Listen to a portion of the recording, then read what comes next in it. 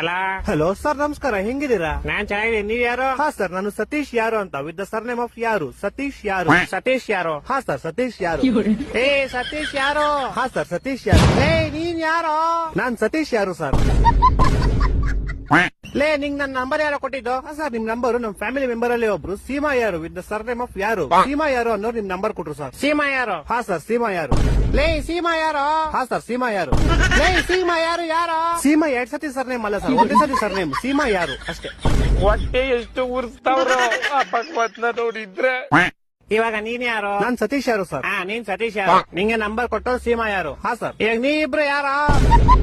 Sir, ನಿಮ್ಗೆ ಗೊತ್ತಾಗಿಲ್ಲ ಅನ್ಸುತ್ತೆ. ನಿಮ್ಗೆ ಮೋಸ್ಟ್ಲಿ ಅವ್ರ ಅಪ್ಪ ಗೊತ್ತಿರ್ಬೋದು ಸರ್.